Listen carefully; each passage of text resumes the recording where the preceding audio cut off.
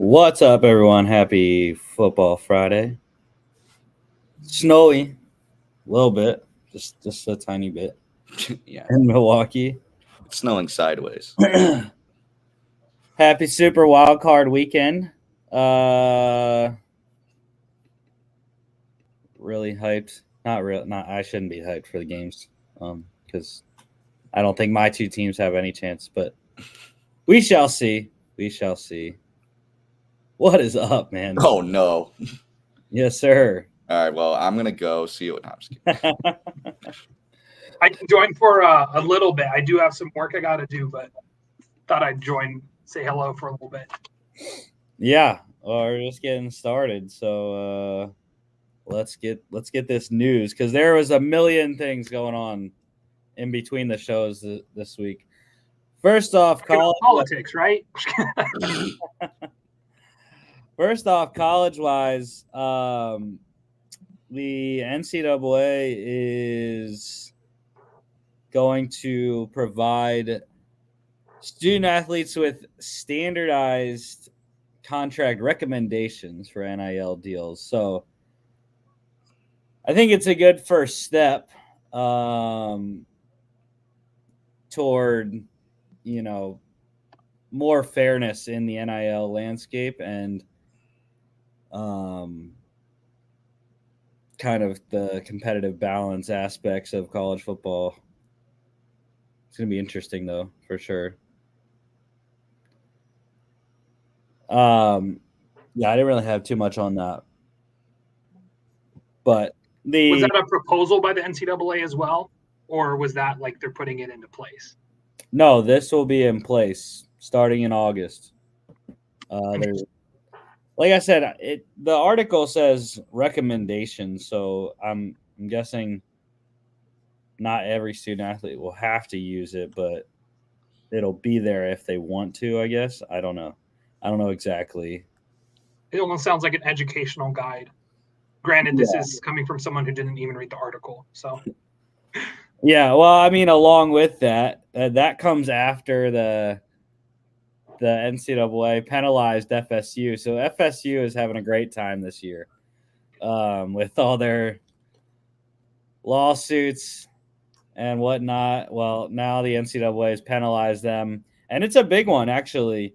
What amounts to level 2 violations, the second highest you can get.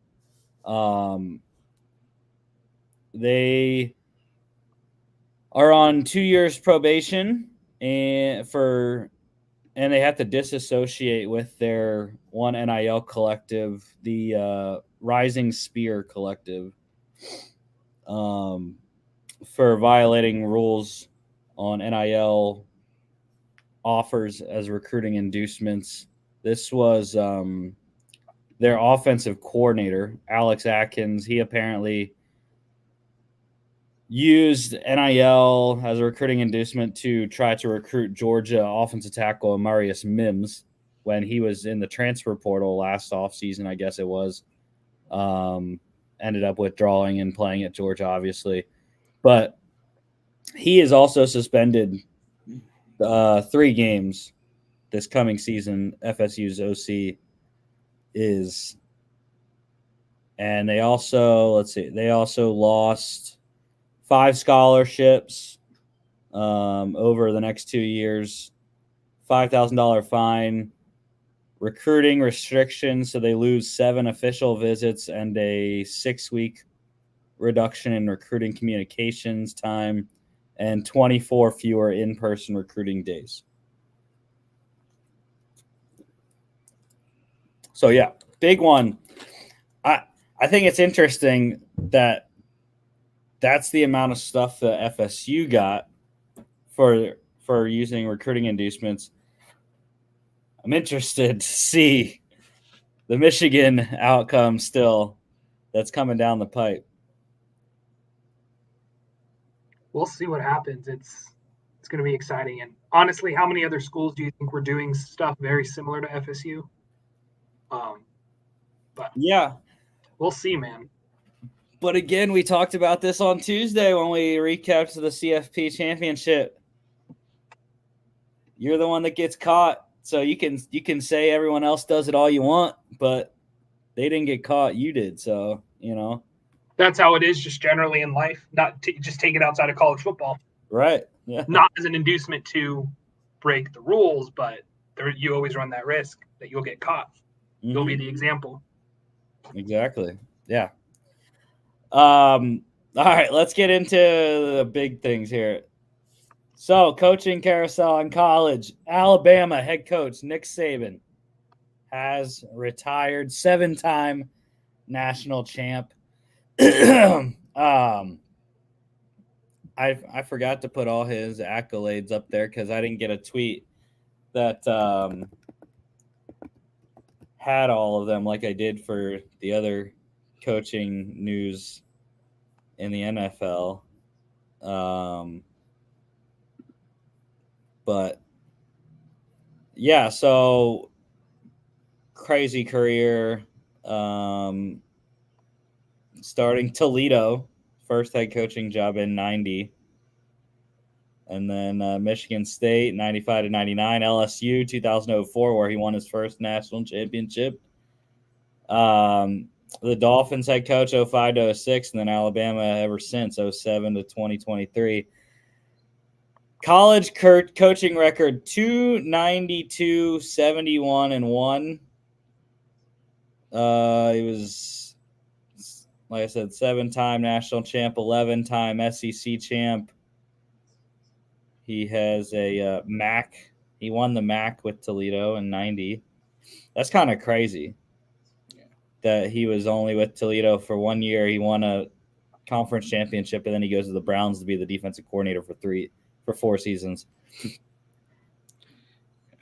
Probably two of my favorite Saban stats that I recently saw regarding his career at Alabama specifically is that the first one I saw is that every single student that spent at least 4 years with him has at least one national championship. So if you went freshman to senior year with him, you won a natty at some point, which is just nuts to think about. That just level of success. Like no one that went freshman to senior year of college at Alabama walked out with Saban as their coach without a championship. And also, I think the second stat I saw was that he had more first-round picks come out of his programs than losses at Alabama, which is just absurd to think about.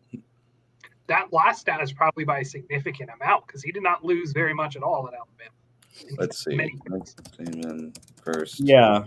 I mean, he was SEC-wise, he was undefeated against 3 teams, Kentucky, Vanderbilt, and I think Missouri was the other one.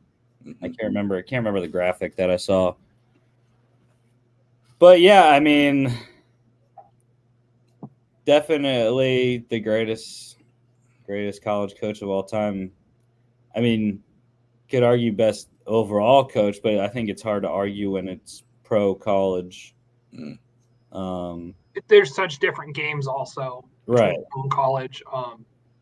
I'm curious the timing of. I know there's been rumblings that Saban might retire the last few years, but I also wonder how much of that the new NIL and transfer portal, as great as those are in some aspects, how much that's taken away from college coaches being able to build a team and have them stay there for 4 years and grow up to be productive young men in society, not just football players. I know Saban has talked about some frustrations in that scope. But also he's, correct me if I'm wrong, he was 72 or 73 years old. So yeah, he's not young. He's getting tired. Yeah, he had an interview, I think, a little bit after his retirement, and he said this last year was just really tough for him. He said it was just the biggest grind of a season in his career.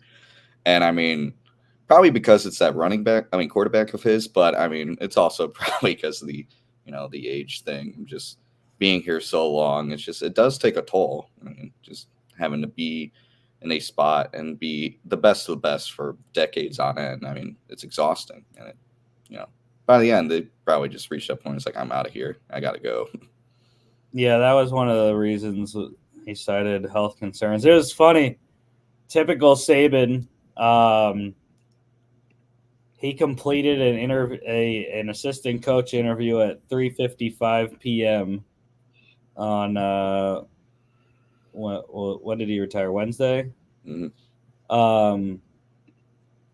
5 minutes later, he addressed the team and told him he's retiring. And then he shows up to work to the office the next day. Yeah. So yeah, I mean, like I heard someone say, he's probably not completely. He's not going to fall off the face of the earth. He's not going to go away.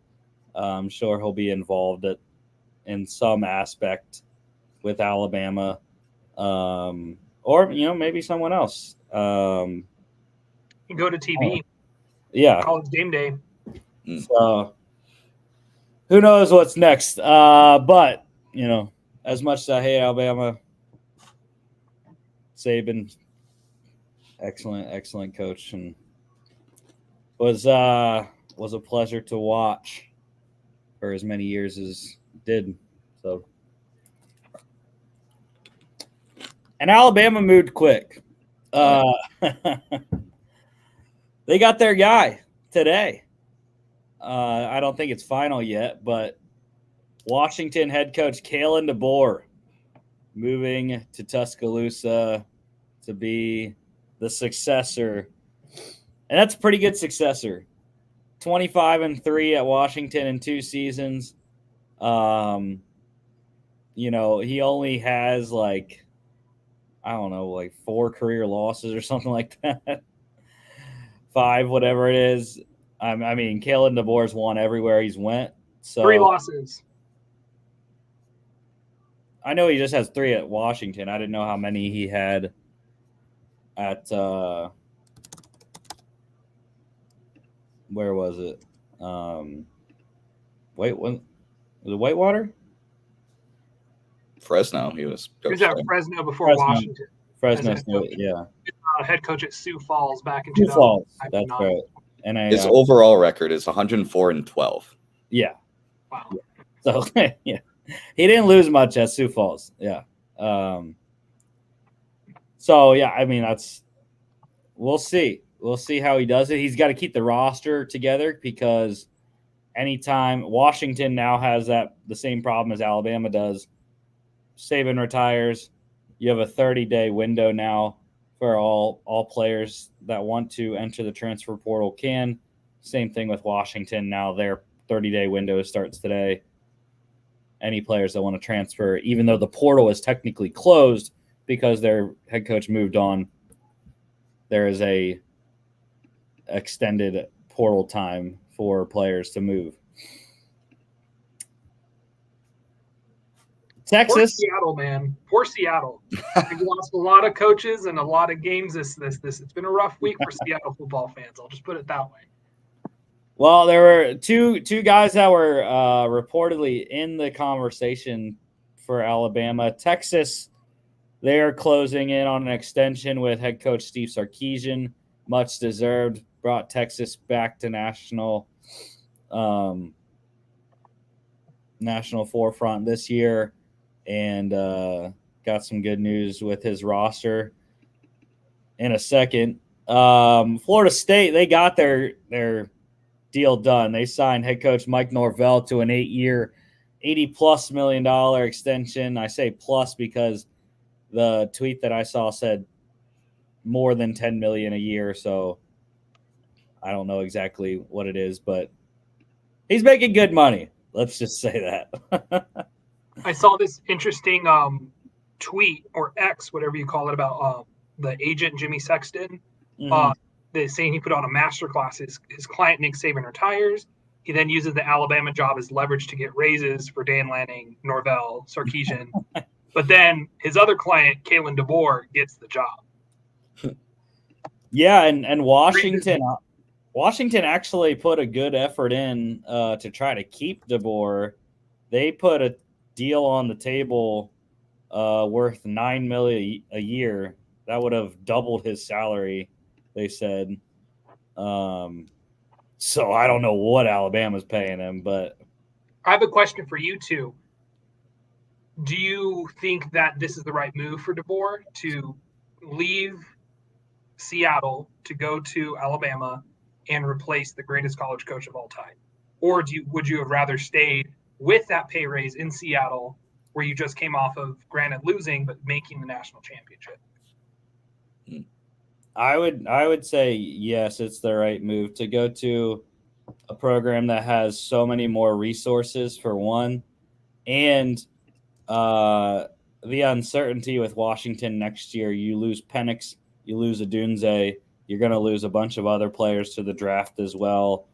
Alabama already has a recruiting class in place.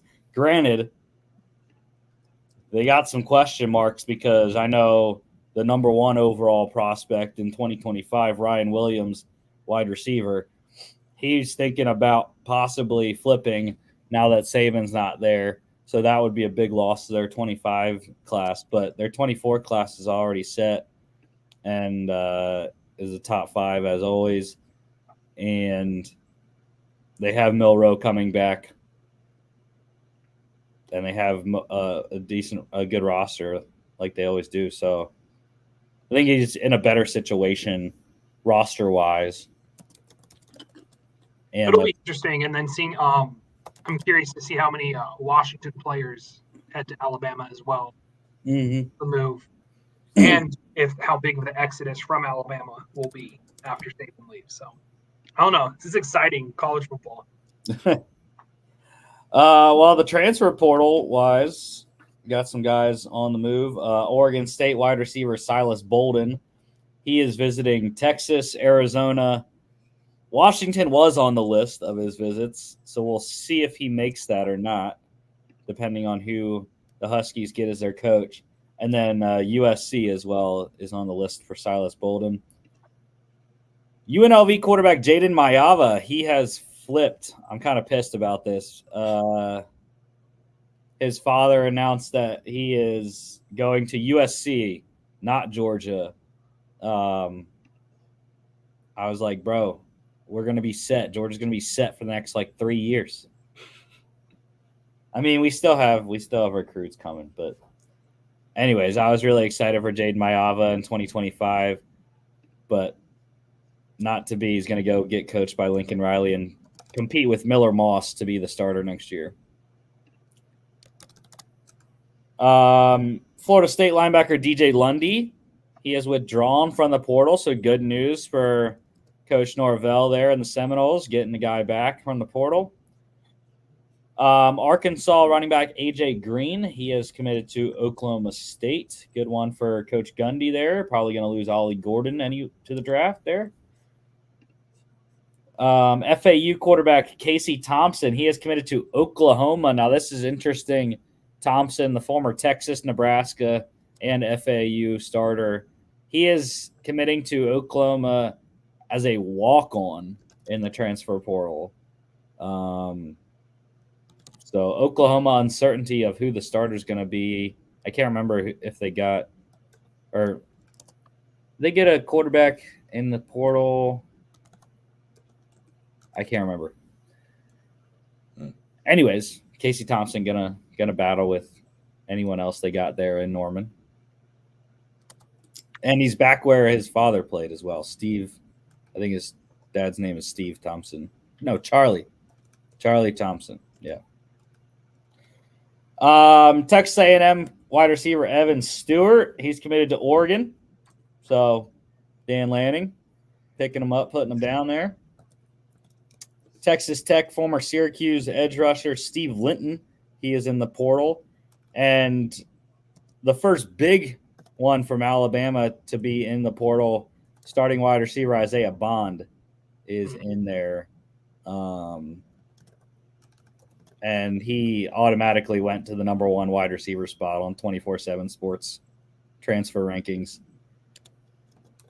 FSU defensive lineman Dennis Briggs is in the portal, one of their starters on that front four.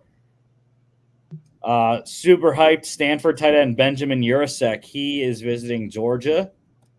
That would just be ridiculous to go from Brock Bowers to Urasek. Different players, but Urasek, a big jump ball guy, not as fast as Bowers. but I think maybe a better inline blocker than Bowers was. And then mentioned John Washington, the Exodus corner Jabbar Muhammad is in the portal. Probably just like Isaiah Bond, Muhammad, I would assume, goes to the number one corner on their rankings as well. Excellent player there. Returning, Jimmy, you got some good news. Woo! For your Buckeyes. 2 major returnees for 2024 on that defense. Corner Denzel Burke, and I was shocked by this. Edge rusher JT Tuimoloau is returning for 2024 as well. Yeah, I saw some mock drafts of that guy going like very early second round, so I was really shocked to see his name back. Yeah, he was definitely in the top 5 edge rusher category. I don't know. Maybe he wants to be like the number 1 pick or something next year. I don't know. This edge rusher draft class is pretty stacked on the top, so I wonder if that was his mindset. Maybe. Let me come back. But honestly, there's been a lot of really good edge rushing classes the last few years. So yeah, maybe now he sees a chance to beat Michigan next year. Yeah, I don't know. Maybe. And then Texas quarterback Quinn Ewers, he is returning as well. I thought it was weird at first that he had to put out that he was returning because I thought for sure he was a true sophomore. But I found out he's a redshirt sophomore. So cool. I didn't expect Quinn Ewers to go to the draft anyways. So, yeah. All the Arch Manning fans are very upset. From what I saw from Arch in his limited time last year, wasn't great. So he's like 18. Give him a chance. Draft declarations: Ohio State wide receiver Marvin Harrison Jr., Michigan linebacker Junior Colson, Michigan guard Zach Zinter. His valuation will be interesting coming off the knee injury late in the season. And then Washington wide receiver Roma Dunze also in the draft.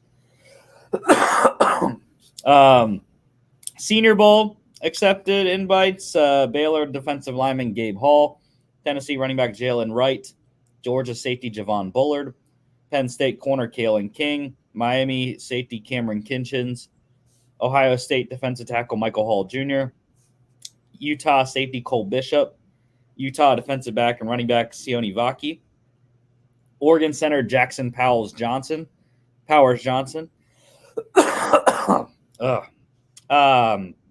You need a center. Powers Johnson's your guy there early on in the draft. Michigan defensive back Mike Sainristil, Michigan wide receiver Roman Wilson, Louisville wide running back Jawar Jordan, and UCF wide receiver Javon Baker. Man, I can't get this thing out of my throat, guys.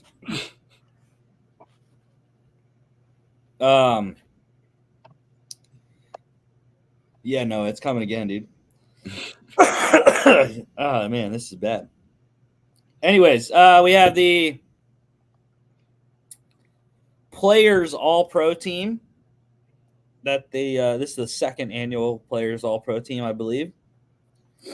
So the quarterback, Lamar Jackson, running back Christian McCaffrey, fullback Kyle Juszczyk, wide receivers CeeDee Lamb and Tyreek Hill.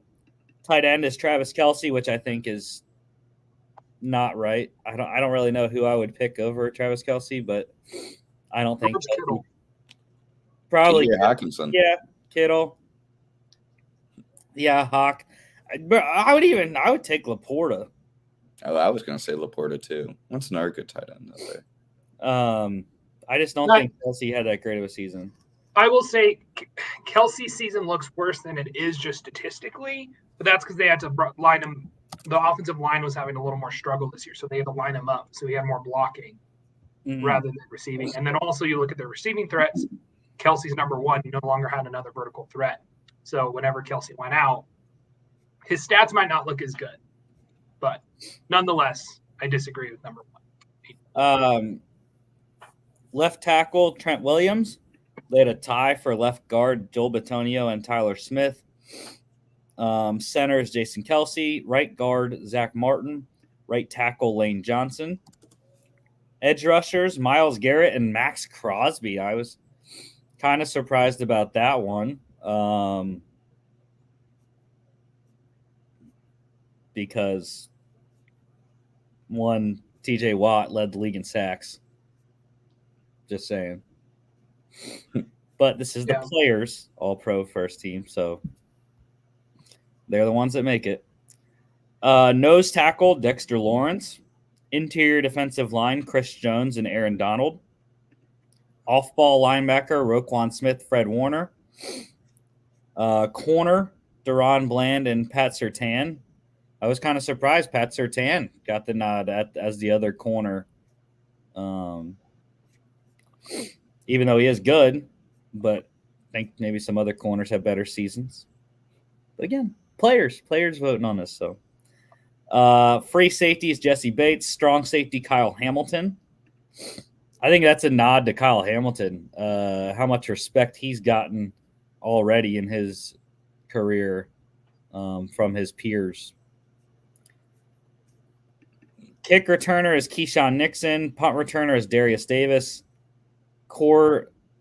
They just say core teamer, core special teamer. Jalen Reeves-Maben and Brendan Schooler.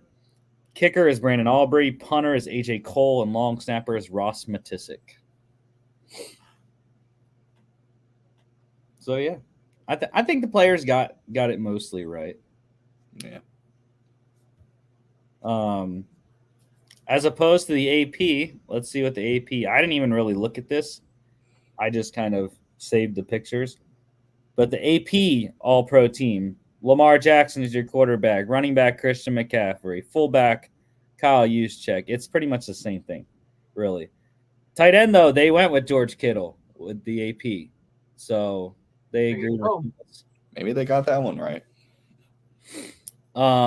Wide receivers, they do 3. So they did Tyreek Hill, CeeDee Lamb, Amon-Ra St. Brown was the third one.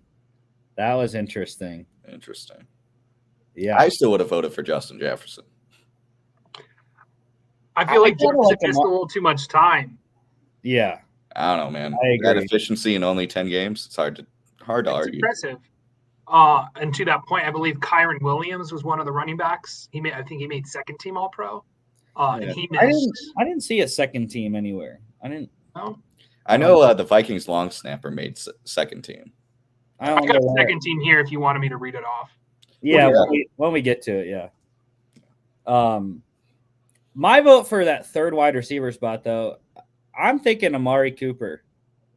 Yeah, Amari Cooper makes a lot. He had an excellent season. Cooper did play well. With 4 quarterbacks. Yeah, once Joe Flacco came in, he really shined. Yeah. Someone helped Houston secondary because that was the team he scored for like 250 yards, right? Just 3 weeks ago, yeah. Jeez. Yeah. Trent Williams is the left tackle. Left guard, they went with Joe Tooney as opposed to Joel Bitonio and Tyler Smith. Center is Jason Kelsey. Right guard is Zach Martin. Right tackle, they went Penei Sewell over Lane Johnson. First team, All-Pro. Defense, edge rush, Myles Garrett, and they got it right. TJ Watt is the other guy. Yes. Aaron Donald and Chris Jones, interior D-line. Linebackers, Fred Warner, Roquan Smith. And third is Quincy Williams. Love for Quincy. That was interesting. Underrated. That was very interesting. Corners,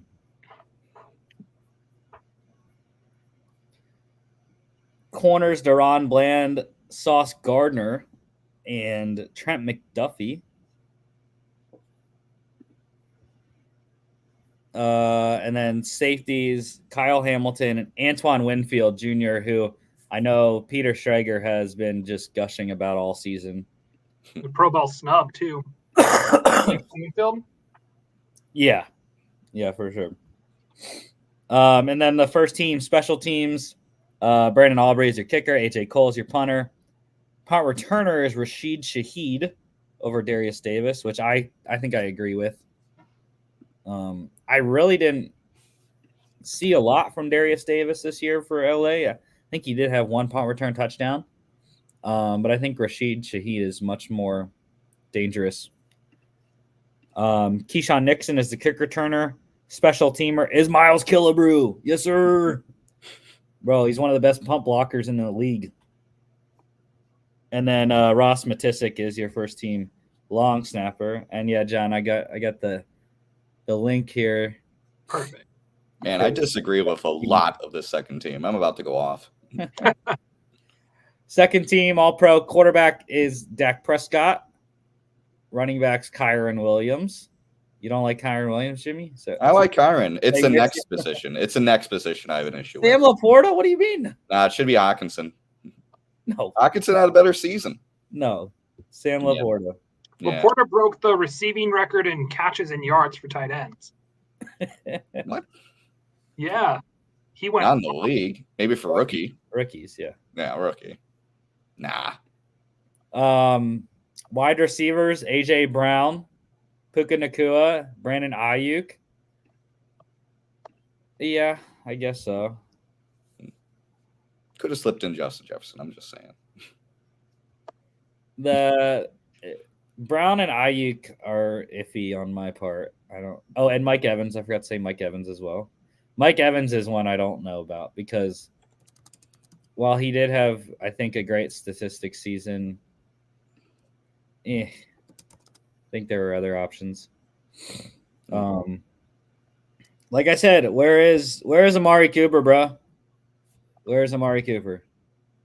7 wide receivers, and none of them are Amari Cooper. That's ridiculous. Tyron Smith is a left tackle. No. The man's hurt every other play. Right tackle is Lane Johnson. Left guard is Tyler Smith. Right guard, Chris Lindstrom. Center's Frank Ragnow. I like all those. Edge rushers, Micah Parsons, Max Crosby. They really fucked up edge rusher. What do you mean? Daniil Hunter is better than both of them. Well, 16.5 sacks, led the league. Because of the Vikings, that's your issue. You play for the Vikings. Whatever, dude. The Viking bias needs to stop. I'll give you you can't a look stat. me with a straight face and tell me Micah Parsons had a better season than Daniil Hunter. I mean, Daniil Hunter led the league in tackle for losses and had 16.5 sacks. I mean, to be fair, Micah Parsons is held on every other play, and that's someone who is not a fan of the Cowboys. I'm going to give you a stat for Hawkinson and Laporta. Laporta had 10 touchdowns. Hawkinson had 5. So that's probably where that difference goes. Mm-hmm. Yeah. They were similar in catches and yards. But yeah, Hawkinson was more over the well-being. middle of the field target. I feel like Laporta was more on the end zone target, like get in the red zone and throw it to him. That probably helped with that. Danielle Hunter, though, did have a hell of a year. I won't argue that hard on that. At about the halfway point of the season, I honestly had him over T.J. Watt for defensive player of the year because he was burning for like 3-4 weeks. I think a lot of stuff when it comes to these awards with AP is also determined on the success of the team. Mm-hmm. For example, I think Devin Witherspoon should have at least gotten a second team nod the way he was playing, but Seattle overall had one of the worst defenses in the league. So that, on the outside perspective, hurts you as an individual when it comes to awards. Mm-hmm. Interior defensive line, Justin Matabike, Dexter Lawrence. Linebackers, Demario Davis, Bobby Wagner, Patrick Queen. Corners, Jalen Johnson, Tavarius Ward. Slot corner, Teron Johnson. Safeties, Jesse Bates, Justin Simmons. I feel like he hasn't had as great of a year as he has in the past. But, again, it's the Broncos, so I don't really follow it too much. Kicker, Jake Elliott, baby, making second team. Yes, sir. Brian Anger is your punter. Marvin Mims, kick returner. Darius Davis, punt returner. Jalen Reeves-Maben, special teamer. Andrew DePaula, long snapper. Woo, got a Viking on there. There you go. Second team All-Pro. Let's go. How about the blocks being made right now by some teams with interview requests? So the Raiders, they blocked a request for their defensive coordinator, Patrick Graham, to interview for a defensive coordinator position. Not sure which one that was, but it was a lateral move, so they're allowed to block it. The Panthers doing the same with the Jags trying to interview defensive coordinator Ejiro Evero. They also blocked the Giants because the Giants wanted to interview interim head coach Chris Tabor for their special teams coordinator opening. And Panthers said, nah, fam, we want him. Steelers, they activated safety DeMonte KZ to the active roster. He comes off his 3-game suspension for the playoffs. Happy to see him back. 4 of the 5 international game home teams have been announced. The Panthers are going to be the home team in Munich. Super hyped. Bryce Young, Boss Good. In London, the Bears, the Jaguars. Gotta say it right. Jaguars. And the Minnesota Vikings. Jimmy, you're going to London. Again, it feels like we're one of the favorite teams to send back. I mean, what's up with Vikings pillaging London over and over again? It just we can't stop going to England, man. It's in our blood. And then I was interested because they announced those 4, but then they didn't announce the Sao Paulo home team yet. So I'm hoping, I don't know, the Philadelphia Eagles go to Sao Paulo and then I can go to that game. Because I definitely want to build up the interest for Sao Paulo, so that's probably why they kept it under wraps for a little bit. I'm planning on going, so anyone's in, I'll be there. Sao Paulo. And I got a place to stay, so it's cool. For free. Nice. Start touching up on your Portuguese. Yeah. I'll be able to understand it. I know Spanish. It's close enough. Close enough. Plus I'll have a translator. Coaching carousel. The Bears, they have fired offensive coordinator Luke Getsy. So Justin Fields or whoever is the quarterback next year will have a new voice. They will not have a new head man, though. They are keeping head coach Matt Eberflus for 2024. So I agree with that move, but I also think it's interesting with the amount of high-profile coaches that are available right now. Mike Vrabel, Bill Belichick, and Harbaugh. Jim Harbaugh, yeah. So I thought that one was very interesting, especially. Actually, never mind. But do you think they might be keeping Eberflus for another year because they don't think Harbaugh's leaving?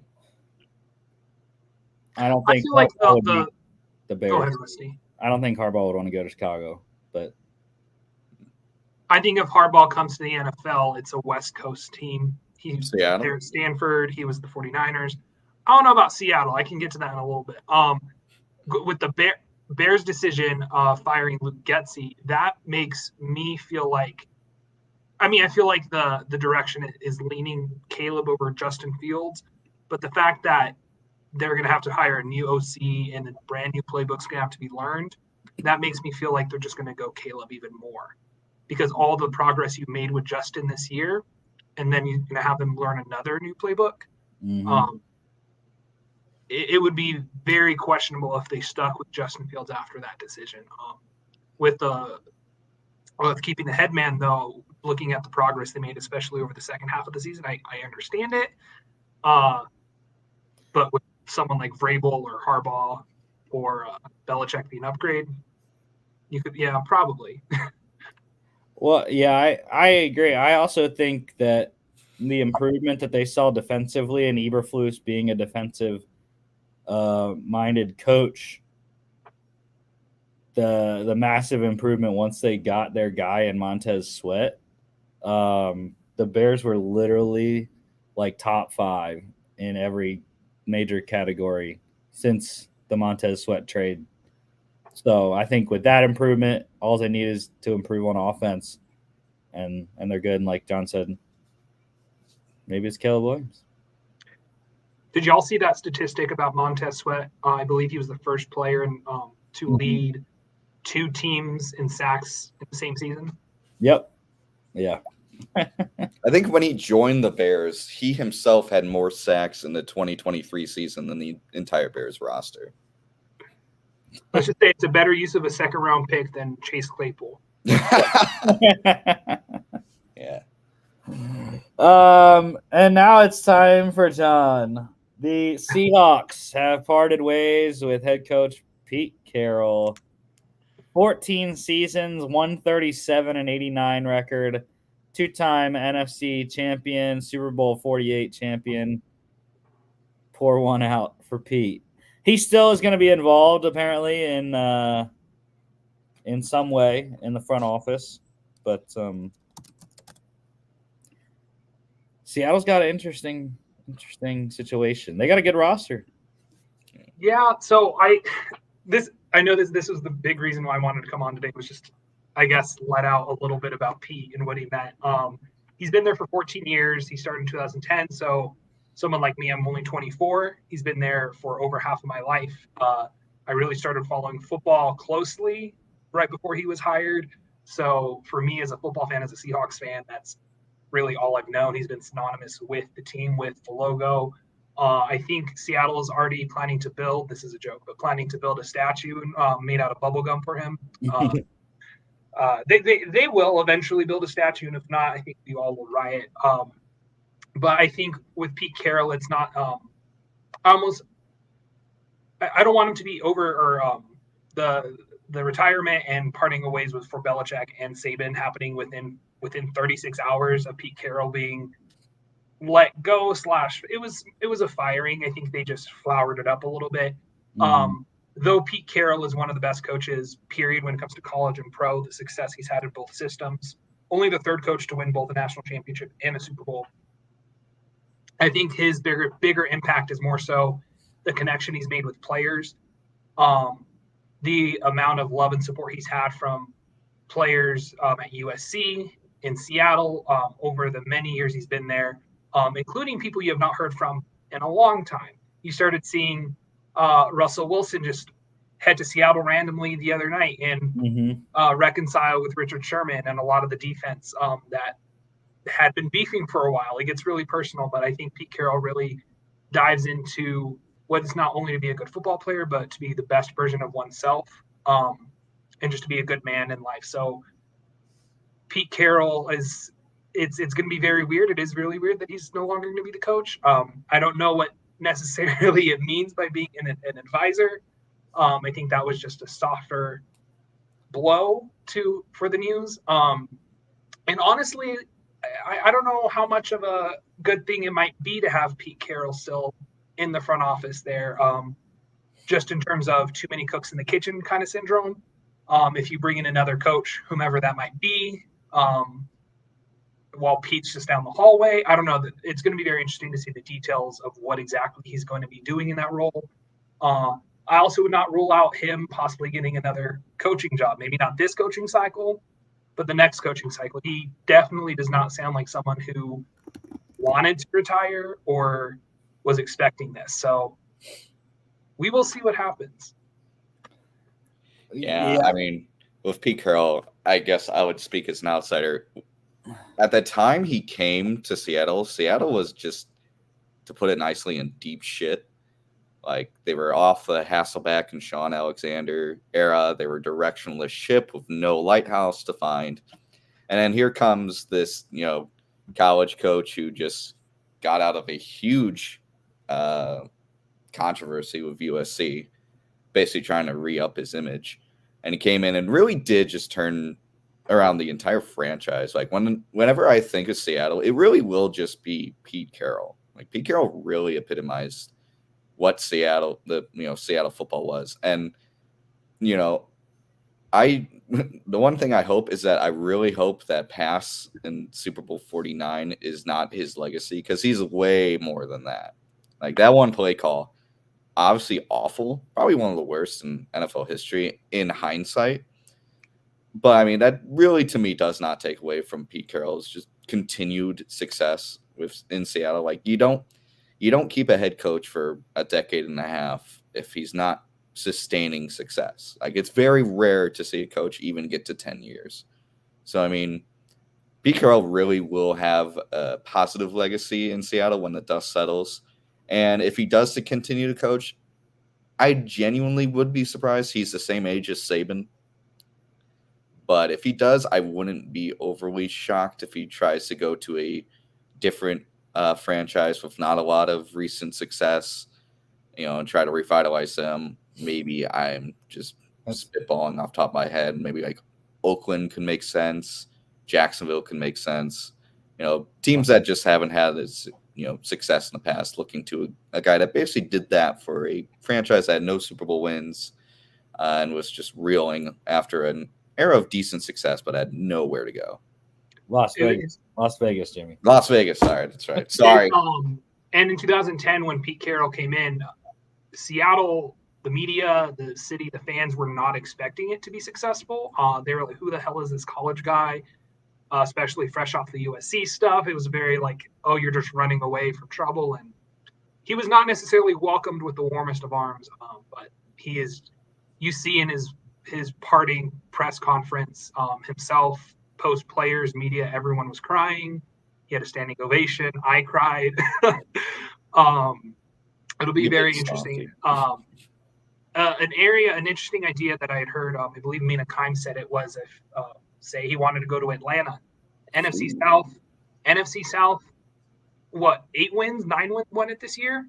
9. Yeah, 9. And Pete Carroll, the issue that happened in Seattle is he necessarily wasn't, they weren't a contender for 5, 6, 7 years, but Pete Carroll can guarantee you 8 wins at least. So I don't know if that would happen.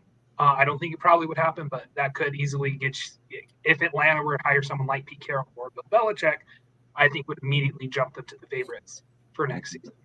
Yeah. You look at Atlanta's roster, it really is a quarterback away from a 11-12 win team. Like that roster is very good outside of the quarterback.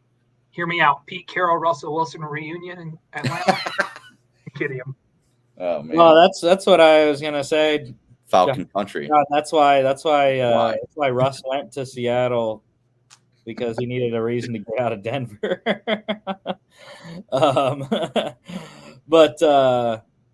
Yeah, so Pete Carroll, regardless of the Super Bowl 49 thing, the Seahawks are still the last NFC team to go to back-to-back Super Bowls.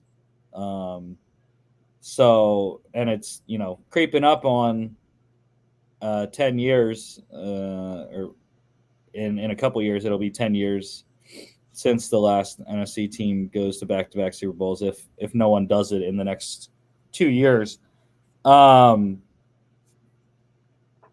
But yeah, I don't know. I don't think he's gonna go coach again. Like Jimmy said, same age as Saban. I know Pete is a lot more physically fit than Nick Saban is, but that's tough. And like you said, Jimmy, though, because of his age, you can't really go to a team that needs a lot of work because he doesn't have that long to get a rebuild together. That's the same situation that Bill Belichick's kind of in as well, even though he's a little younger. They're only a year apart. Isn't that wild? Yeah. They're only a year apart. You would not think it, though. Right. Yeah. But yeah, I think both of them would have to be the rosters ready to go. Yeah. Chargers would be interesting.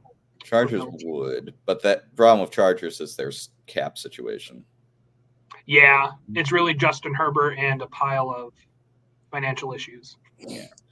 I would say, Atlanta makes the most sense if you could get that quarterback. And there's one quarterback that I think would make Pete Carroll jump. It's not Russell Wilson. It's Kirk Cousins. Kirk Cousins on the Falcons, I think, would make Pete Carroll go, yeah, I can make it work. Do you really think Kirk Cousins is going to leave Minnesota, though? God, I hope not. My brother thinks he is. I've even heard him talk about a hometown discount. Oh yeah, he openly stated like, yeah, I've made enough money. I'll take the hometown discount to stay in Minnesota. So my pick for Seattle is familiar face Dan Quinn. I think that's a lot of people's picks. John, is that your pick? I feel like it's Dan Quinn and everybody else. I even looked at the Vegas odds. It would be I don't know how you put it, but if you bet $100, you would get $100 back. Like Even everyone is pointing towards Dan Quinn. I think a timing. Some people are questioning the timing of Pete Carroll's departure, saying that like Dan Quinn was always the heir apparent and possibly a fear by Jody Allen that Dan Quinn might go somewhere else, as is why they pulled the plug on Pete now. Since Dan Quinn is such a favorite and the obvious choice, I feel like some other, if not Dan Quinn, I would put up 3 other names as possibilities. One is another defensive-minded coach, Mike McDonald with the Ravens, just to see the success he's had in Baltimore. I believe it's his first year as a defensive coordinator for the Ravens. That's a very hot name. I believe he already has 5 or 6 coaching interviews. And then if you want to look on the offensive side, Dave Canales with the Tampa Bay Buccaneers, he's the offensive coordinator. He was with Pete Carroll and the Seahawks basically Pete's entire tenure. This was his first year as OC, and he helped revitalize Baker Mayfield's career in Tampa, got them to the playoffs. So, excuse me, that would be another name. And then one that might not make as many like direct sense in terms of like connections, but would just make me very excited to see DK, JSN, Walker in this offense would be Ben Johnson. Just seeing what he's done with Detroit and all of his offensive weapons, I think that would be very exciting to see. But my favorite still would be Dan Quinn coming as head coach, and then possibly see if we can get Kellen Moore to come over as the OC. He would work really well with Geno. Regardless of the new coaches, I don't think you can make an upgrade on Geno Smith at this point. They're 16th pick in the draft. You don't really have the resources to trade up. You lost your second round pick.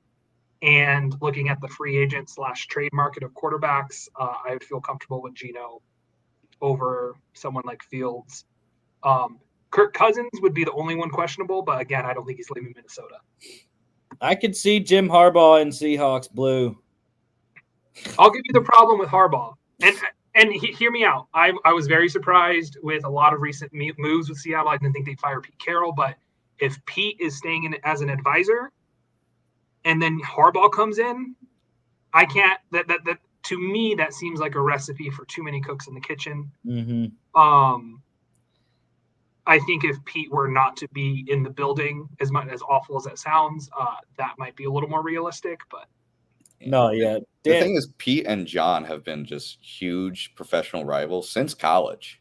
I mean, with Stanford and USC, and then Seattle and San Francisco. I mean, they've been on the opposite ends of some very nasty comments for about a decade. So, I mean, it'd be a big bridge to cross for them to work together on a team. No, yeah. And that's why Dan Quinn makes too much sense. They've all 3 worked together already. And with having John Schneider and then have Pete's input on players, and then Dan kind of tells him what players he wants. Yeah. Can I give you all a dark horse? Me. Jim Schwartz. Oh, close. I've heard that. His record against Kyle Shanahan offenses is, I don't have it off the top of my head. I think he's only lost once. I thought he was undefeated. Is he undefeated? Even better. I thought he was 8-0. The last 2 years, that has been the crux to Seattle. They cannot defeat San Francisco or the Rams. 8-1. I just looked it up. Yeah. Thank you. I lean defense for this high. I really do lean defense because you look at Seattle's offense the last half of the season. Offense was fine. It was the defense. The defense couldn't stop me running down the middle. Yeah. So I don't think it'll be Schwartz. I think it's Dan Quinn. And if it's not Dan Quinn, I will be very surprised. All right, let's go on to the other big name head coach. We already mentioned him a million times already, but the Patriots mutually parting ways with head coach Bill Belichick. 24 seasons, 266, 120 in the regular season, 30-12 in the postseason, 9-time AFC champ, 6-time Super Bowl champion, 36, 38, 39, 49, 51, and 52. I think it's 53. 53, yeah, that's what I meant. Oh, did I say 52? Oh, my bad. Oh, that's just instinct. Huh? Wow, Philly special. Oh my god, that's so great. But yeah, he's the one that Atlanta. I've heard Atlanta a lot for Bill Belichick.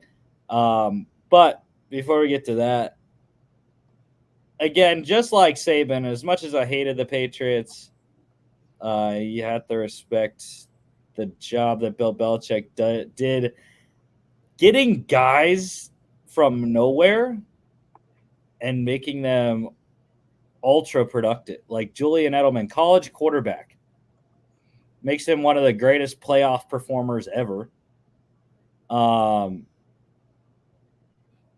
He got Randy Moss, even though that was already a high-profile name. But, just crazy production from guys right off the street. And obviously you have the conversation of Tom Brady versus Bill Belichick, which one actually mattered more. I still think it's Tom Brady because you saw what happened when he left. Patriots haven't been good at all, but that's just me. They're a symbiotic relationship to me. I think just the success both of them had in New England could not happen without the other. Mm-hmm. I mean, you look at Bill Belichick, I think a lot of people mentioned his lack of success after Tom left, but I always try to emphasize his decent success before even being the head coach of Tom Brady. Like, he had pretty decent coaching success, both as a head coach and a defensive coordinator elsewhere. So, I mean, this guy had just an unbelievable mind for defense, and he really did luck into just a generational quarterback that he didn't really have to care much about the offensive side because that's who he was. He was a defensive specialist. He was a game planner. He wasn't going to just, create an offensive scheme that was going to blow your mind. He was going to have Tom Brady just find the right reads and work with it and just build a defense of just guys that just made it work. My favorite thing about Bill Belichick, too, is just that whenever one of his players went into free agency, everyone would be clamoring for him. And then after about 2 seasons of being on a different team, he would suck, get released, go back to the Patriots, and then revitalize his own career. And it would always be hilarious. It's just like you can't sign a Belichick free agent because he just won't play well for you. He plays well in Belichick's system. Yeah, my bad. 8-time Super Bowl champ. That's right, with the Giants twice. Yeah, 21 and 25. Yeah. So, yeah, I mean, it's hard to look at the hoodie of Bill Belichick and just not think success, even without Tom Brady. And you look at this record, 24 seasons, only 120 regular season losses. To put that in perspective, let's go 16-game season here. That's an average of going 11-5 every year. That's absurd. Even the year Brady got hurt, I believe they went 11-5. Oh, I thought it was 10-6. It might have been 10. Double-digit wins the year you have a backup quarterback. We have Matt Castle as your quarterback. Absurd. And I believe I forget if it's 15 to tie or 15 to pass. 15 to win, 14 ties. Okay. And is that just regular season? All-time record for wins. I believe that includes playoffs. Let me double check. Yeah, so he needs 20. He needs 27 to pass Shula, and that's all wins.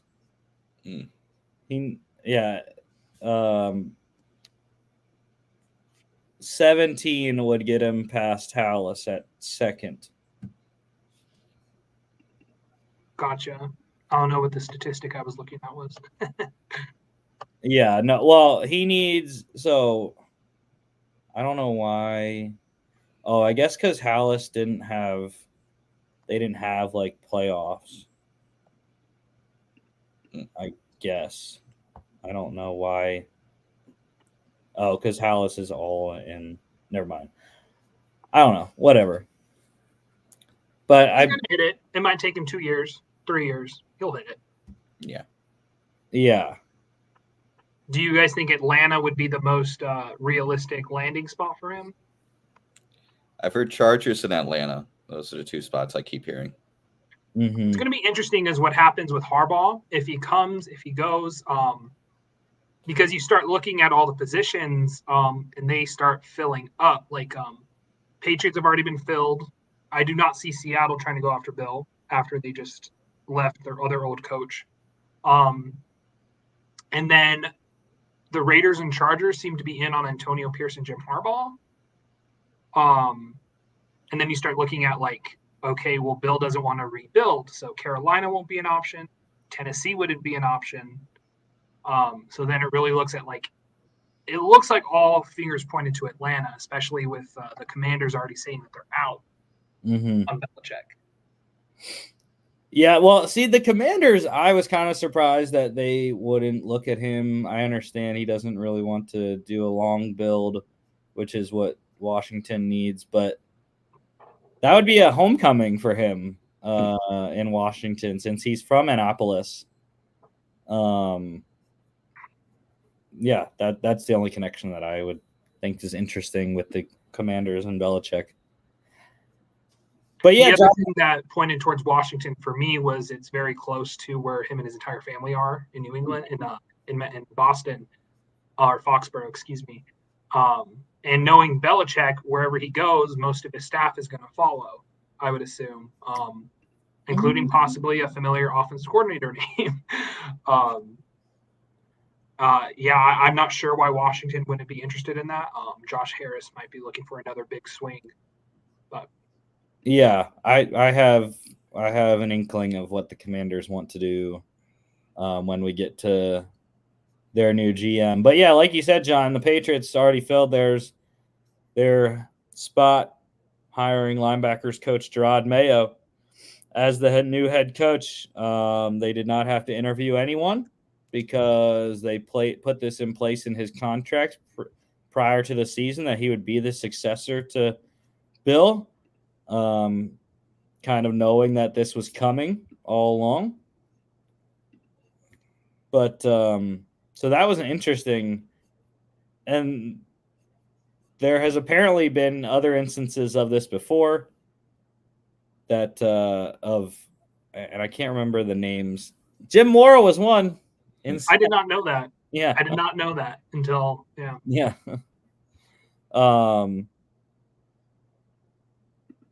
But yeah, so yeah, I forget the most recent ones, their names, but anyways.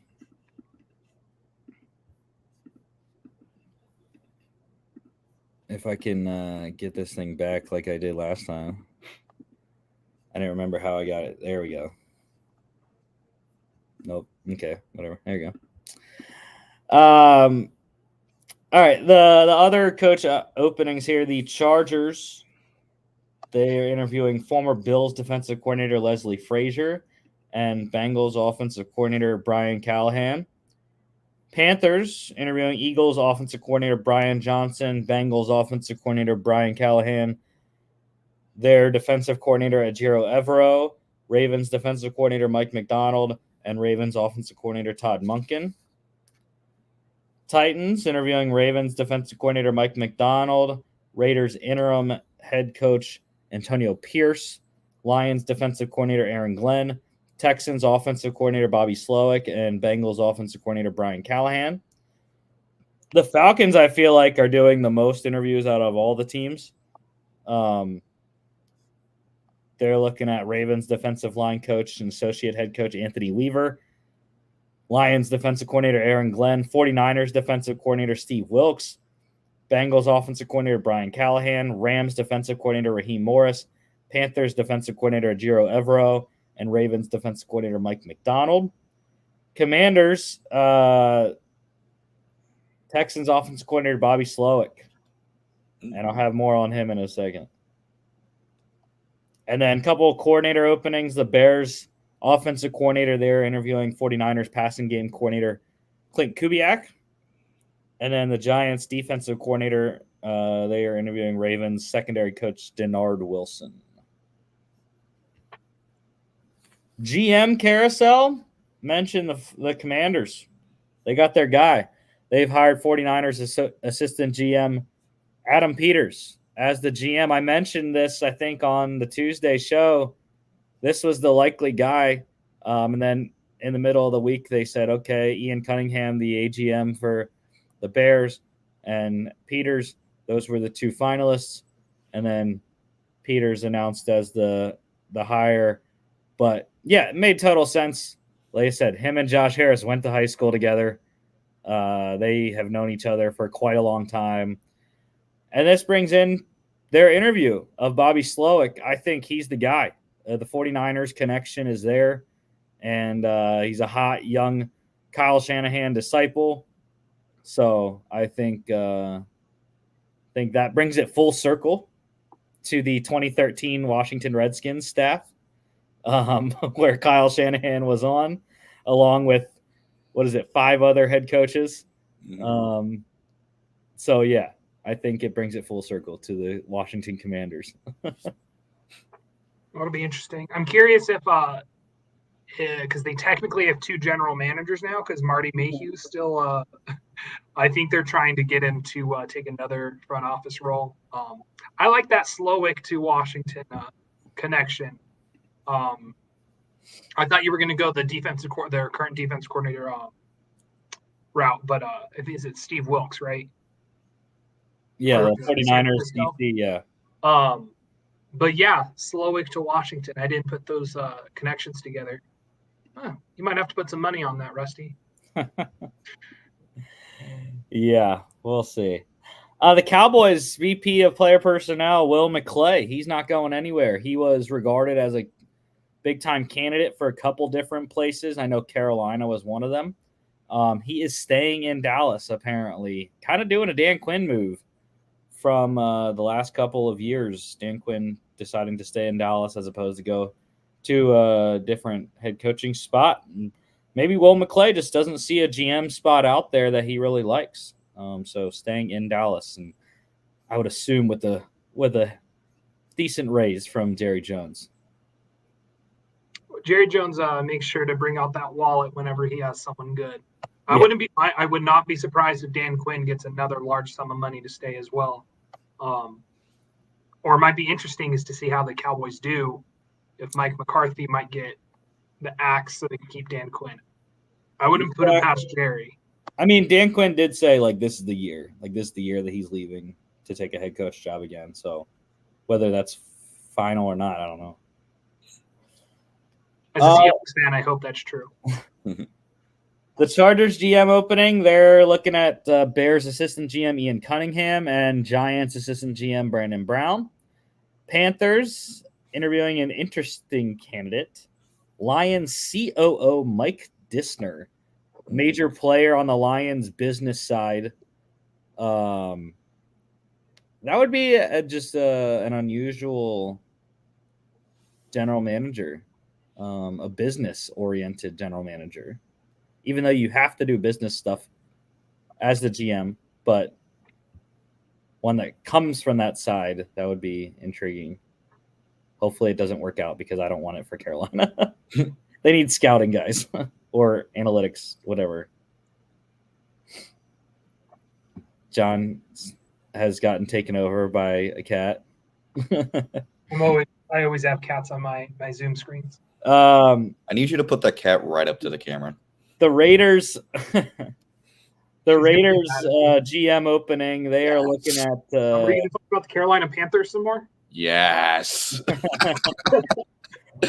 The Raiders are looking at Broncos executive director of football operations Kelly Klein Van Callaghan for their GM spot. She was an integral part of the Rick Spielman Vikings days. She was a scout there and a good one as well. Moved with George Payton from the Vikings to the Broncos and now possibly becoming the first female GM, which I believe there has been one before, but I can't remember. Colts assistant GM Ed Dodds.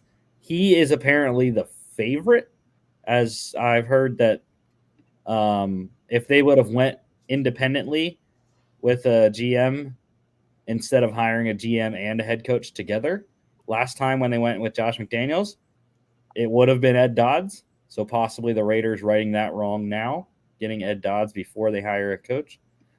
They're also interviewing Bills director of player personnel Terrence Gray and interim GM Champ Kelly. IR return, guys. The Browns, they designated safety Grant Delpit to return. Ravens getting some big help. Special teams and offense designated wide receiver Devin Duvernay and tight end Mark Andrews to return from IR. Ins and outs, the Steelers, safety Minkah Fitzpatrick dealing with a knee injury last 3 weeks. He is good to go, back for the playoffs.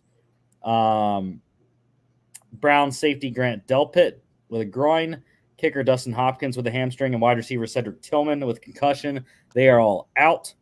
Corner Denzel Ward banged up his knee in practice this week. He is questionable. Bills wide receiver Gabe Davis with a PCL strain and safety Taylor Rapp. They are both out. Big loss for Buffalo on offense.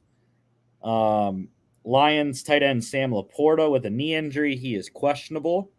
And the Packers corner Jair Alexander with shoulder and ankle injuries and wide receiver Christian Watson with a hamstring. They are both questionable. Jair, just like Denzel Ward, he also had a midweek injury with his ankle. There, rolled it up. And the one signing to note, the Steelers, they signed punter Brad Wing to their practice squad. Don't know what that means. Presley Harvin really didn't play that well against the Ravens.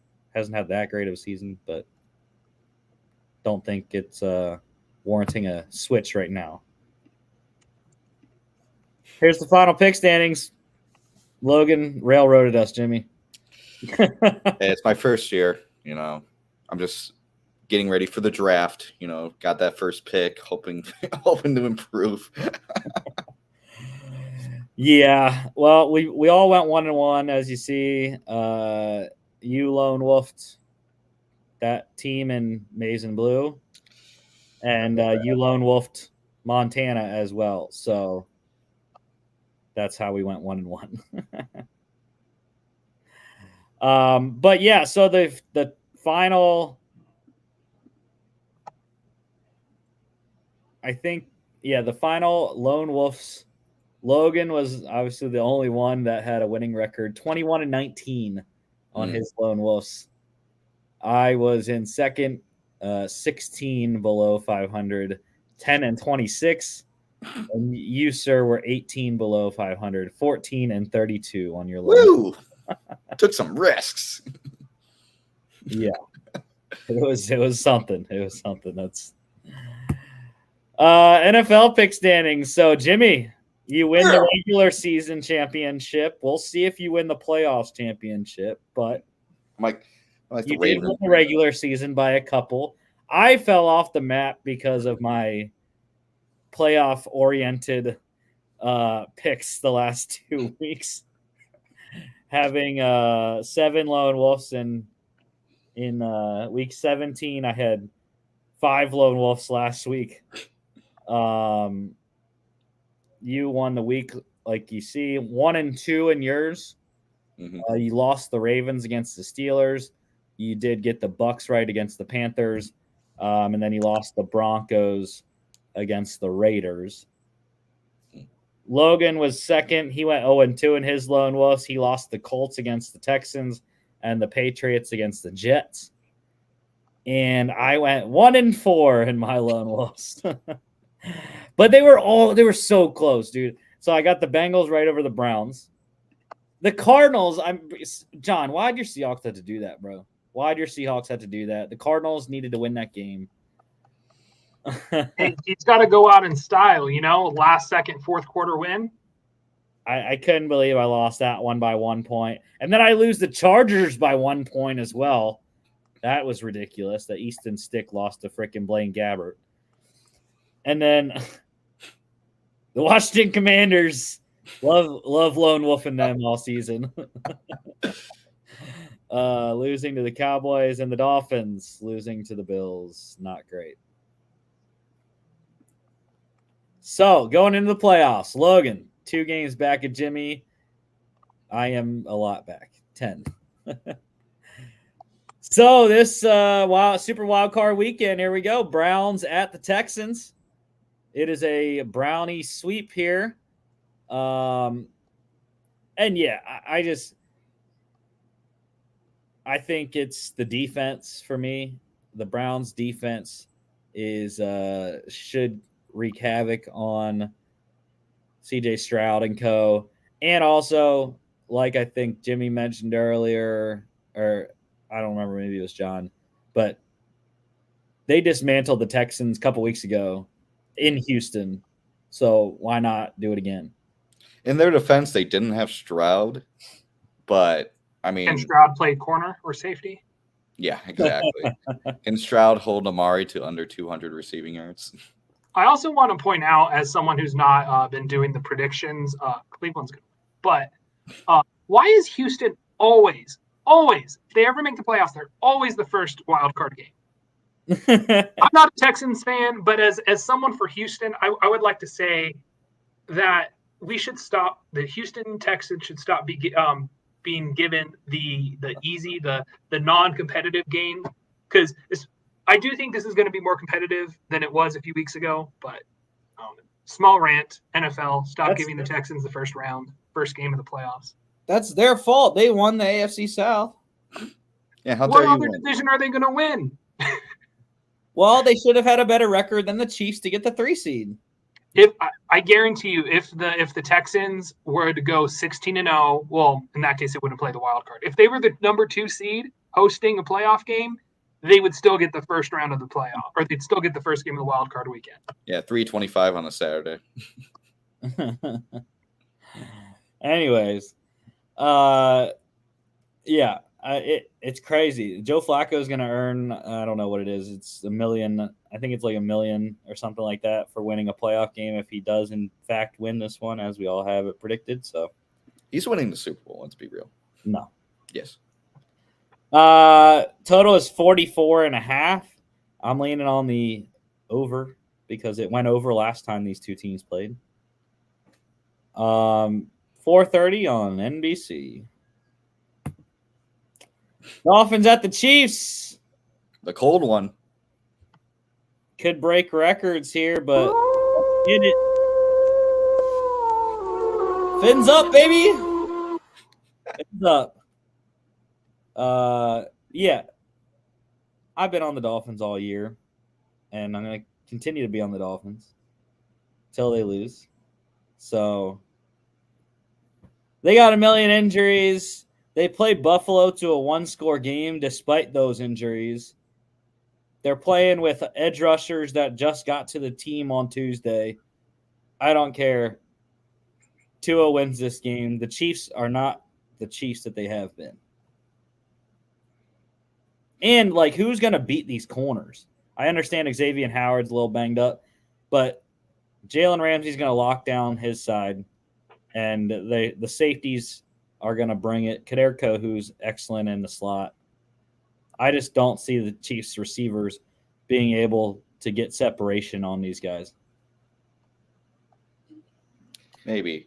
I'm betting a lot on the weather causing teams to not even care about going deep. So maybe just the weather just knocks out the effectiveness of the Dolphins corners and puts the game a lot more on their line and linebackers, which have been really banged up. I would say the cold favors the Dolphins, though, because of their style. They have an excellent running game with Raheem Mostert, who I expect to be back for this game, Devon Achane, and Jeff Wilson. That offensive line, it can road grade anyone. You saw it in the first half of the Bills game.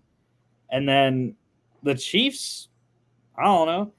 Can they run the ball a lot? I don't know. The thing with the Dolphins, though, and especially in the weather situation, really, really cold weather, I'm talking freezing field temperatures, not just snow, but really hard to get traction, can really mess with teams that rely on speed and players that rely on speed. I'm thinking back to, I forget what year it was. It was way back in the 70s. It was a playoff game between the Raiders and the Steelers. It's when the field like legitimately like froze over. And like the Raiders were favored even in Pittsburgh, but their fast players were they were a much faster team, and they were just completely handcuffed by the poor conditions. So that's kind of what I'm thinking with this one. I think Chiefs I think just better like down the middle play. They're probably going to rely heavily on Travis and just playing the ball over the middle and running between the tackles. I think this will be an ugly ass game, but I think Chiefs will probably just win this ugly ass game. It's hard for me to root against, but choose against Patrick Mahomes in the playoffs. Same. But I got to go with Rusty. With your reasoning, Jimmy, in terms of the weather going to be playing a factor into this game. I remember the last playoff game that was in the close to the record books was the Vikings and Seahawks. And that was a very, very ugly game, if you guys remember. I do think this kind of leans in favor of Miami, though, in terms of being able to run the ball and even quick passes quick passes to Tyreek. One play from Tyreek Hill will blow this whole thing open. And this could easily be a first and only touchdown wins the game. Though I would anticipate eating that comment because it's Patrick Mahomes. I would still go Miami with Rusty, though. I think also, like you said, John, the Tyreek, his return to Kansas City, that's going to play a factor. Tyreek's going to want to go for 200. So while I do say I expect the Dolphins to do a run-oriented game, sort of like their Buffalo game plan, Tyreek will want to get his, especially because he hasn't played that great the last couple of games. This one's 44.5 as well. I'm hammering the under, I think. 44.5. That's a lot of points. Definitely go the under. That's what I would say. This one's 8 p.m. exclusively on Peacock. So I paid for a subscription to watch that freaking I forget what game it was. The Chargers-Bills game, I think. Yeah. And so I have my Peacock subscription ready to go for this game because I didn't cancel it yet because I knew this game was coming up. Saturday, Steelers at the Bills. Here we go. Other cold weather. Here we go, Steelers. It's me with my terrible towel. Yeah, I don't know. I can tell you why. I think the Steelers can win this game despite it was a double-digit underdog. It has since gone below 10, but does the reason match with rhyme with racing mood off? No. No, it's the way the offense has ran with Mason Rudolph, which is run the ball. Same thing that I talked about with the Dolphins. The Steelers have the pieces in place to beat the Bills. Run the ball with Najee Harris and Jalen Warren, that like they have been these last 3 weeks of the season. You do that, you have the play action, you get a big play from Pickens or Deontay Johnson, and you're going to be in the game. Now, can the defense hold up with a suspect secondary and their like 6th and 7th inside linebackers and no TJ Watt? I don't know. But they do have pieces that can try to mask the absence of TJ Watt. Because it's not like they're barren behind Watt. Like they have good players. Marcus Golden and the rookie Nick Herbig is going to have to step up at the other edge opposite Alex Highsmith. But I think plus 9.5 is a move. I think the Steelers can cover. I think they'll keep this one closer than many people think. Rusty, have you seen the record the Steelers have without TJ Watt? Yes. They're 1-10. Yeah. Yeah, And I mean, the Bills have just been unbelievable to end the year. I mean, since Sean McDermott's famous motivation tactic got leaked, they're legitimately undefeated. Bro, they weren't Mashallah. close.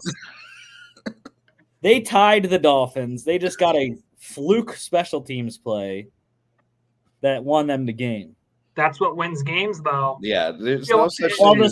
Well, the Steelers had the better special teams in this game, so go ahead. Oh wow, yeah. Okay. I think when it comes to the playoffs, a lot of times it's who has the best player on the field, and in this game, it's Josh Allen. Though I agree, I think the Steelers are going to keep it a lot closer. Considering the weather, they're going to just go run the ball down the middle over and over and over.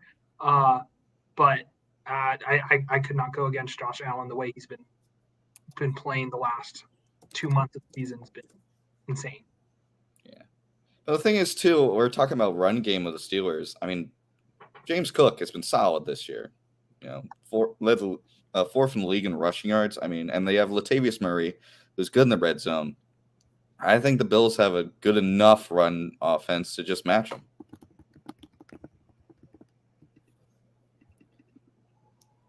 Yeah. Well, why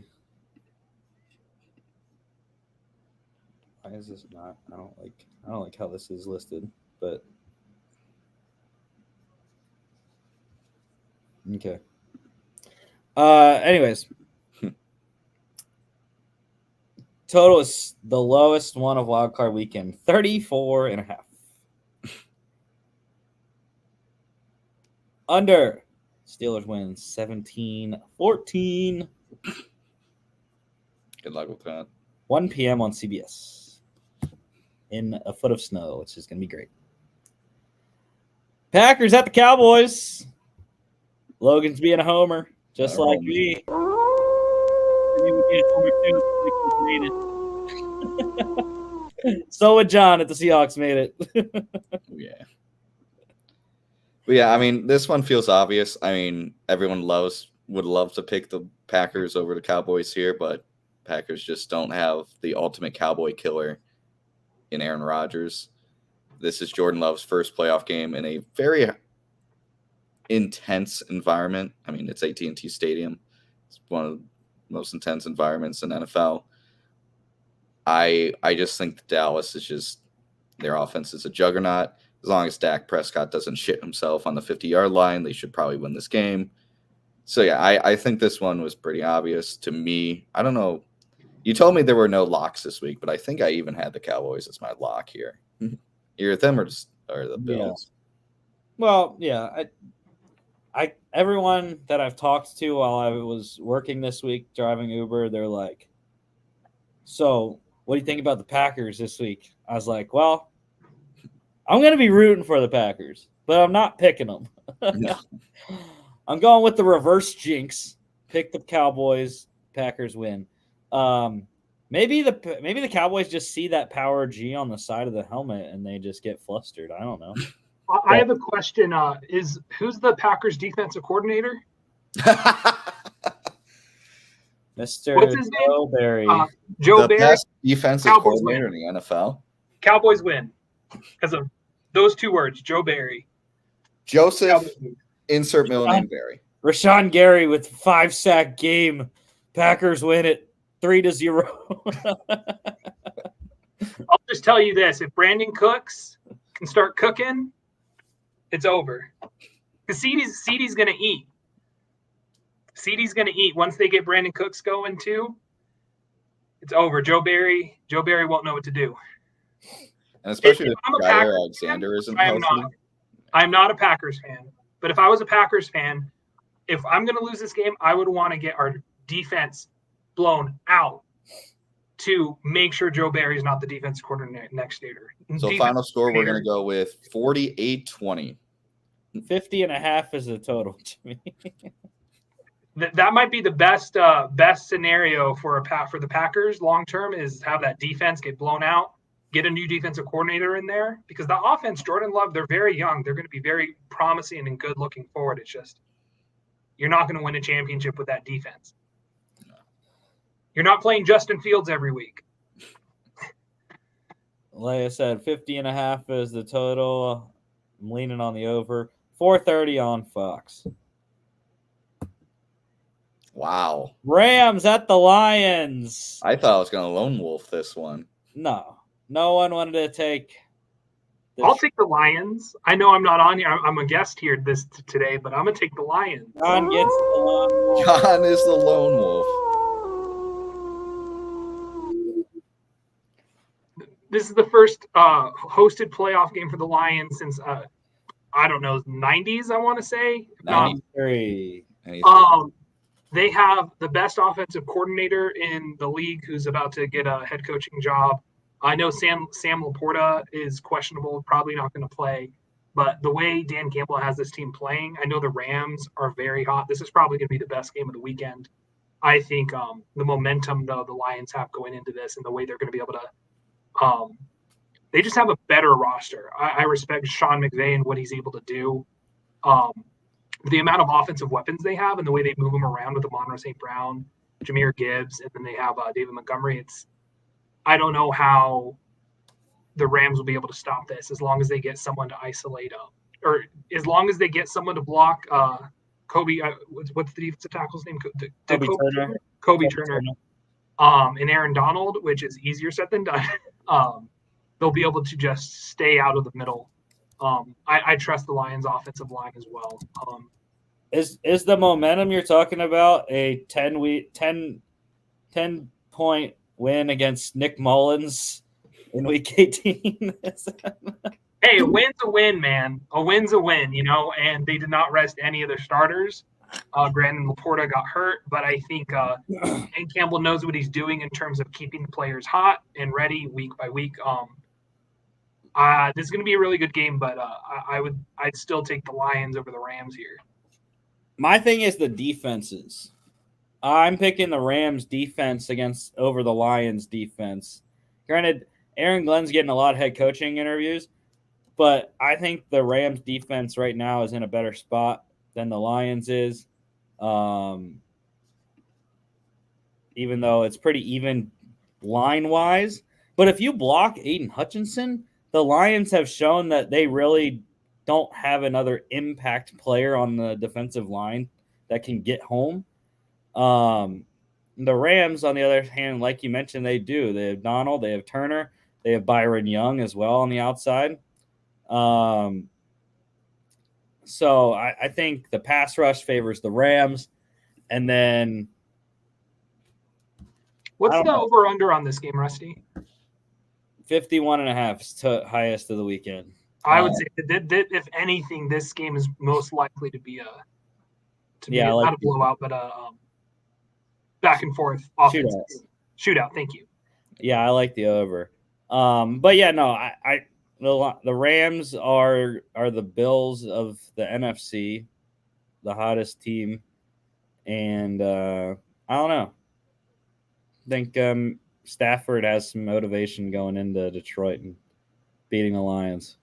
Do you think Goff would have motivation also playing his old team who discarded him? Yeah, but I don't think he'll win. That's why I just don't think he's talented enough. Goff in the last couple of weeks just kind of looks weird. I don't want to say bad, but weird. He just hasn't looked sharp. This is I would say the most this is going to be the closest game of the weekend. Yeah. I wouldn't be surprised if it's something along the lines of that Lions-Chargers game from earlier in the year. Last person had the ball wins. 8 p.m. on NBC Sunday. I'll be flying during Monday night. Eagles at the Bucks. James O'Malley. I'm with you, Jimmy. Go Tampa. Woo! Join the squad. Yeah, I mean, Eagles just to go from 10-1 to 11-6, really concerning. Not saying the Bucks have been playing like lights out either, but just playing at home, is just a lot better for this team right now. And just with the Eagles, it's just we talked about this on Tuesday. We can't even identify what's wrong, and that's the worst problem with the Eagles. They beat the Panthers 9-0. And Eagles lost to the Giants. Eagles lost to the Giants. Who the hell are you And talking they about? were resting players. Yeah, right? they were. Yeah, they Who were were. they resting? The second half, they rested everyone. You were still losing the first half. They started sitting some players in the second quarter. And didn't the Eagles lose to the Cardinals and the Seahawks? So did the Steelers. So it's fine. Also, your defensive coordinator is Matt Patricia. He's not our defensive coordinator. He's our defensive play caller. Sean Desai is still our defensive coordinator. Either way, the assistant to the but anyways, Eagles, I have no clue why they're favored. I wish they weren't. Because then we could put the dog masks on again. And I'm sure the dog masks will be out in Tampa. I'm sure they will, even as a favorite. But I'm just saying, if the Eagles do win this game, look out. Because you give this team that has been so distraught, so down, you give them an inkling of momentum. I'm just saying, I think Jalen Hurts, Nick Sirianni, they're going to run with it. Now, a big question mark is A.J. Brown didn't practice again today. Still has a couple more days to get on the field. We'll see. Without him, Eagles don't win. There's no way. Devontae Smith's going to be back. Darius Slay's coming back as well for this game. But without A.J. Brown, Devontae Smith can't work. So I think it's going to be tough because it's hard to run on the Bucs. The Panthers showed that you can run on Tampa, though. But I think the Eagles are going to have to pass the ball. Despite Jalen Hurts' injured knee, the Bucs have one of the worst, if not the worst, pass defense in the league, despite Antoine Winfield. So don't throw it to him, but throw it at everyone else. And I think you'll have good matchups, especially even though, Devin White, Levante David are excellent. I don't know. This is a gut feeling. I like Dallas Goedert right now in the middle of the field. Give 88 some balls and make him work. I don't know. We'll see. I'm not talking about the defense because I don't have to. But also, Baker's not healthy either. So if Jalen Carter gets some hits on him inside, which I think is a great matchup, I think Eagles interior has the edge against the Bucs interior offensive line. So yeah, if they can get pressure, especially with Baker being shorter quarterback, interior pressure is his bugaboo. So that's the key on defense for Matt Patricia and Sean Desai. Yeah, I don't know. The one thing I have in this one is just I think the Buccaneers' pass defense is just going to be okay. And I think on the ground, Eagles aren't really going to be able to do much. So, I mean, that kind of takes the ball out of Swift's hands. And, I mean, Hurt has been, pun intended, hurt as well. So I don't know if Jalen Hurts just is healthy enough to win this game. I think they're going to get on the outside in the run game. I think they're going to use Swift, get him outside. I think they don't do it. I don't know if they've done it at all this season, but I would like to see Quez Watkins on a jet sweep or a guy like Britton Covey on a jet sweep. That's just me. Maybe. It's just, to me, if you're still, as the Eagles, if you're still not willing to run with Jalen Hurts under center, I just don't see how your offense can be dynamic enough in the playoffs. They're going to run him. I think they're going to still run the same stuff, QB power and whatnot, because you have to. There's no tomorrow. Well, you have all off season to recover. If you don't win this game, you're home. So I would say if there's one defensive tackle or nose tackle that can have enough mass to stop the tush push, it would be the massive human being Vita Vea.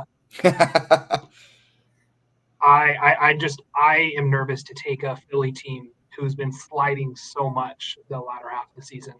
However, Rusty, I agree with you. If Philly finds a way to win and it looks promising, Hopefully, A.J. Brown plays. I think that would be a lot more competitive of a game if A.J. Brown is not able to go. For me, it's just hard to see how Philly can overcome. However, Tampa also hasn't been looking that great. So as exciting and good of a game as the LA Detroit game will be, this one I think will be a competition for who will be out immediately in the next round.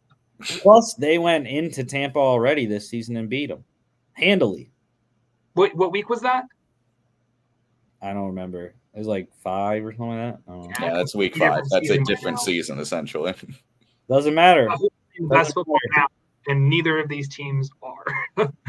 They still have the game film from that game, so it's gonna matter at some point. 43.5, second lowest of the 6 games. I would take the under. I am going under. Me too. Unless we get it. If this was one of the snow games down in Tampa.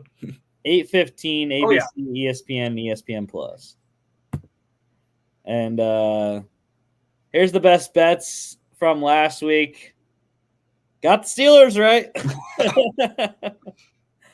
The Jags, I don't know what they did in Tennessee, and the Dolphins did not do what I wanted them to do at home against the Bills.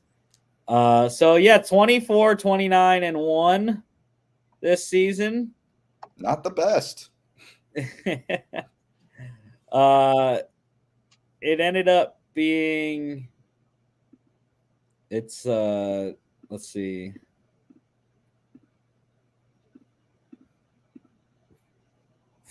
.454 win percentage. Ouch. I want to know what Stanford Steve's was, though, on College Game Day.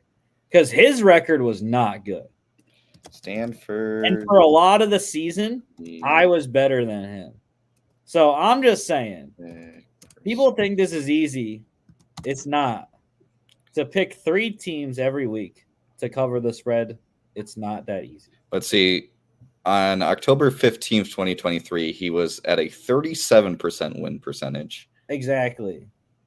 I think he picked it up a little bit during the rest of the year, but I still don't think he was that good. Let's see.